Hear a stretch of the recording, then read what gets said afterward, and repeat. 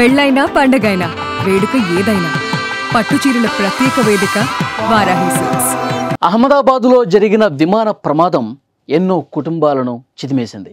ఇక్కడ మీరు స్క్రీన్లో చూస్తున్నారు. ఇతను హర్షిత్ పటేల్ భార్య పూజా పటేల్. వీరిద్దరూ లండన్లో ఉంటున్నారు. అక్కడ మేనేజర్ స్థాయి ఉద్యోగాలు చేస్తున్నారు ఇద్దరు కూడా. ఇటీవలే అహ్మదాబాద్ వచ్చారు. జూన్ 2వ తారీఖు 12వ తారీఖు అంటే సరిగ్గా 10 రోజులకి తిరుగు ప్రయాణానికి సంబంధించి టికెట్లు బుక్ చేసుకున్నారు. ఏదైతే విమానం కూలిపోయిందో అహ్మదాబాద్ నుంచి లండన్కి వెళ్లే విమానం మధ్యాహ్నం 1:30 బయలుదేరే విమానానికి వీళ్ళు బుక్ చేసుకున్నారు. ఆ విమాన ప్రమాదంలో వీరు చనిపోయారు. మీకు ఇక్కడ స్క్రీన్లో ఒక పెద్దాయన ఫోటో చూపిస్తున్నాను చూడండి. ఆ పెద్దాయన హర్షిత్ పటేల్, ఇతని తండ్రి. సో అతని కొడుకు కోడలు అనమాట. ఆ పెద్దాయన సివిల్ ఆసుపత్రి ఏదైతే ఈ ప్రమాదం జరిగిన వెంటనే సమాచారం అందుకున్నటువంటి రెస్క్యూ టీమ్స్ అక్కడికి చేరుకుని ప్రమాదంలో మంటల్లో కాలి బూడిదైపోయారు. వాళ్ళందరినీ కూడా సగం కాలిన మృతదేహాలని, పూర్తిగా కాలిపోయిన మృతదేహాలని అన్నిటినీ కూడా తీసుకుని అంబులెన్స్ల సైరన్ల మోత మధ్య స్ట్రెచర్ మీద ఆ మృతదేహాలన్నింటినీ తీసుకుని లోపలికి పోతున్నారు. ఒక పక్కన నేను ఇంతకుముందు చూపించాను కదా హర్షిత్ పటేల్ తండ్రి, ఆ పెద్దన ఒక పక్క మూలను కూర్చొని ఉన్నాడు. కన్నీళ్లు పెట్టుకుంటూ కుప్పకూలిపోయి ఒక పక్కన కూర్చొని రోధిస్తూ ఉన్నాడు. మాలాంటి మీడియా మిత్రులు వెళ్ళి అతనితో మాట్లాడారు. ఎవరున్నారు ఈ ప్రమాదంలో మీకు సంబంధించిన వాళ్ళు? అతను చెప్పాడు, నా కొడుకు కోడలు ఇద్దరు ఈ ప్రమాదంలో ఉన్నారు. వాళ్ళు చనిపోయారని చెప్పేసి సమాచారం వస్తుంది. కానీ ఆ మృతదేహాలను అప్పగించండి అని చెప్పి 2 గంటలుగా నేను కూర్చున్నాను. అక్కడ అందరినీ కలుస్తూ ఉన్నాను, మాట్లాడుతూ ఉన్నాను. నాకు ఎవరు ఎలాంటి సమాచారం తెలియజేయటం లేదు. కనీసం ఆ మృతదేహాలను నాకు అప్పగిస్తే నేను తీసుకెళ్ళిపోతాను అంటే ఎవరు కూడా కనీసం నా వైపు కూడా చూడలేదు. చాలా బాధగా ఉంది, గుండె బరువెక్కిపోయింది. ప్లీజ్ ఎవరో ఒకరు దయచేసి నా కొడుకు కోడలు మృతదేహాన్ని అప్పగించండి అని చెప్పి అతను రోధిస్తూ కూర్చున్నటువంటి పరిస్థితి ఉంది. అతను ఇంకొన్ని విషయాలు కూడా చెప్పాడు.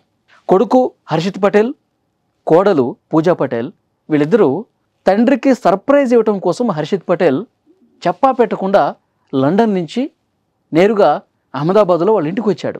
సర్ప్రైజ్ ఇవ్వటం కోసం కుటుంబానికి, ఫ్యామిలీకి. ఒక్కసారిగా కొడుకు కోడలు కనిపిస్తే ఆనందపడతాడు కదా ఏ తండ్రి అయినా. ఒక్కసారిగా సడన్గా చూసి ఎలాంటి సమాచారం ఇవ్వకుండా, ఎందుకంటే 2-3 ఏళ్లకు వస్తూ ఉంటారు. సో అలా ఒక్కసారి చూసేసరికి ఆనందానికి అవధులు లేకుండా పోయాయి. 10 రోజులు చాలా హ్యాపీగా కొడుకు కోడలతో తల్లిదండ్రులు గడిపారు. ఆ 10 రోజులు కూడా మేము చాలా సంతోషంగా ఉన్నాం. చాలా రోజుల తర్వాత నా కొడుకు వచ్చాడు, నా కోడలు వచ్చింది అని చెప్పి ఆ 10 రోజులు చాలా హ్యాపీగా గడిచిపోయింది. వీళ్ళకి పిల్లలు లేరు. 7 సంవత్సరాలు అయింది పెళ్ళయి. సో గైనిక్ సమస్య ఉంది పూజా పటేల్కి. అహ్మదాబాద్లోనే, ఇక్కడ ఇండియాలోనే అహ్మదాబాద్లోనే ఒక ఆసుపత్రిలో చూపించుకుంటున్నారు. ఉన్న 10 రోజుల సమయంలో కూడా 2-3 సార్లు డాక్టర్ దగ్గరికి వెళ్ళి కలిసి వచ్చారు. ఈ విషయం కూడా హర్షిత్ పటేల్ తండ్రి చెప్పాడు. ఇప్పుడు 2వ తారీఖు వచ్చిన వాళ్ళు 12వ తారీఖు ఏదైతే విమానం క్రాష్ అయిందో ఆ క్రాష్ అయిన విమానంలోనే తిరుగు ప్రయాణం చేసుకుందామని చెప్పి టికెట్లు బుక్ చేసుకున్నారు. ఒక సర్ప్రైజ్ ఇద్దామని చెప్పి నా కొడుకు కోడలు ఇచ్చారు. నాకు నిజంగానే ఇప్పుడు సర్ప్రైజ్ ఇచ్చిన పరిస్థితుంది. తిరిగి రాని మళ్ళీ కనిపించని లోకాలకు వెళ్ళిపోయారు. ఈ సర్ప్రైజ్ ఇవ్వటం కోసమా నా దగ్గరకు వచ్చింది అని కన్నీళ్లు పెట్టుకుంటూ ఒక మూలన కూలబడిపోయాడు ఆ పెద్ద ఆయన. ఇలా చాలా ఫ్యామిలీస్ అండి, 1 కాదు 2 కాదు 241 మంది. ప్రతి ఒక్కరిని కదిలిస్తే కన్నీళ్ళే కనిపిస్తున్నాయి. హాస్టల్ భవనంలో కూడా దాదాపు 30 మంది వరకు యువ డాక్టర్లు చనిపోయినటువంటి పరిస్థితి ఉంది. ఇది ఒక్కొక్కరిని కదిలిస్తే ఒక్కొక్క కుటుంబంది ఒక్కొక్క స్టోరీ. అసలు ఎవరిని కదిలించినా ఉబికి వస్తున్నటువంటి కన్నీళ్ళు, ఒక ఆర్తనాదాలు, మాటలకి అందినటువంటి విషాదం. ఇంకా కారణం ఏంటనేది తెలీదు. ఈ విమాన ప్రమాదం ఎప్పుడూ జరగనటువంటి ఎయిర్ ఇండియాలో ఇంత ఘోర ప్రమాదం, విషాదం జరగడానికి కారణాన్ని ఇంకా విశ్లేషిస్తున్నారు. కాక్పిట్ వాయిస్ రికార్డర్ సేకరించారు, దాన్ని విశ్లేషిస్తున్నారు. 8 టీమ్స్ పనిచేస్తున్నాయి. అమెరికా, బ్రిటన్ దేశాలకు సంబంధించిన టీమ్స్ కూడా పనిచేస్తున్నాయి. ఆ పెద్ద ఆయన చెప్తుంటే మీడియా ప్రతినిధులు కన్నీళ్ళు పెట్టుకుంటున్నారు. అంత దారుణం, విషాదం. ఇలాంటి స్టోరీలు చాలా ఉన్నాయి. ఒకళ్ళు తమ ఫ్యామిలీని కలవటానికి వెకేషన్ కోసం వచ్చారు. కొంతమంది అక్కడ ఉద్యోగం చేసుకోవడానికి వెళ్తూ ఉన్నారు, చదువుకోవడానికి వెళ్తూ ఉన్నారు. మాజీ ముఖ్యమంత్రి గుజరాత్ రాష్ట్రానికి సంబంధించిన విజయ్ రూపానీ కూడా ఉన్నారు. ఎవరు ఊహించలా. చిన్న పిల్లలు అక్కడ స్థిరపడిపోదామని చెప్పి ఒక డాక్టర్ ఫ్యామిలీ వెళ్తుంటే అందరూ కూడా మంటల్లో కాలి బూడిదైపోయిన పరిస్థితి ఉంది.